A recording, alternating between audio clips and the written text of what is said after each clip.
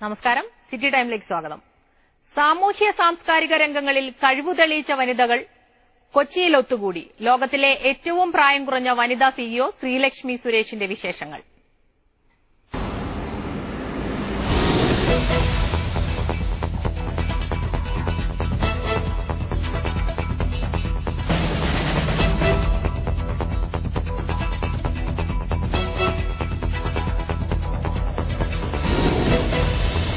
അടുത്ത 8 വർഷത്തിനുള്ളിൽ കൊച്ചിയിൽ ഐടി മേഖലയിൽ 2 ലക്ഷത്തോളം തൊഴിലവസരങ്ങൾ ഉണ്ടാകുമെന്ന് info park CEO Jijo Joseph.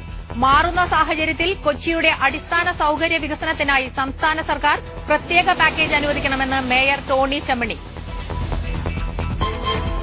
കേരളത്തിൽ സ്ത്രീകളുടെ അവസ്ഥ പരിതാപകരമെന്ന് അനിത നായർ. ഓരോ സ്ത്രീയും അവകാശങ്ങൾക്ക് വേണ്ടി പോരാടണമെന്ന് അനിത.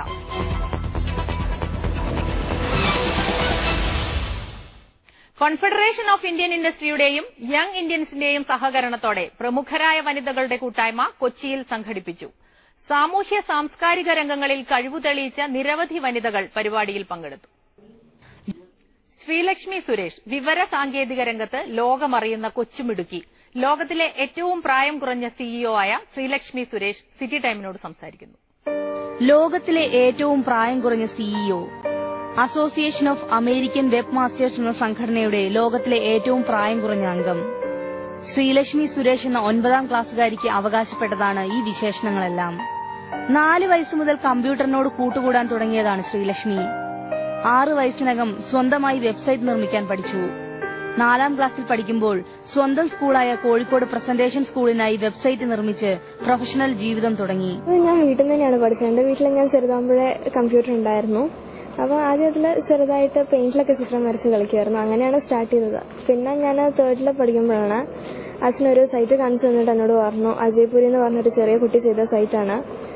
അങ്ങനെയാണ് എനിക്കതിൽ താല്പര്യം വന്നത്. അങ്ങനെ ഞാൻ വേറെ കോഴ്സൊന്നും അറ്റൻഡ് ചെയ്തിട്ടില്ല. അച്ഛൻ അതിന്റെ ബേസിക്സ് അറിയായിരുന്നു. അച്ഛൻ പഠിപ്പിച്ചു തന്നു. അങ്ങനെയാണ് ഞാൻ സ്റ്റാർട്ട് ചെയ്തത്. 4th പഠിക്കുമ്പോഴാണ് എന്റെ ഫസ്റ്റ് സൈറ്റ് ഇനോഗ്രേറ്റ് ചെയ്തത്. അത് എന്റെ സ്കൂളിന്റെ വെബ്സൈറ്റ് ആയിരുന്നു.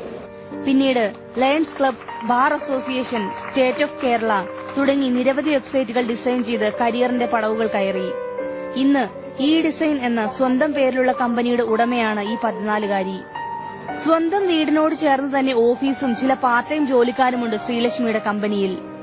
ഒന്നിനും സമയം കിട്ടുന്നില്ല എന്ന് പരാതിപ്പെടുന്നവർക്കിടയിൽ സ്കൂൾ പഠനവും ജോലിയും ഒരുമിച്ച് കൊണ്ടുപോകുന്ന ശ്രീലക്ഷ്മിയുടെ കാര്യം വ്യത്യസ്തമാണ്.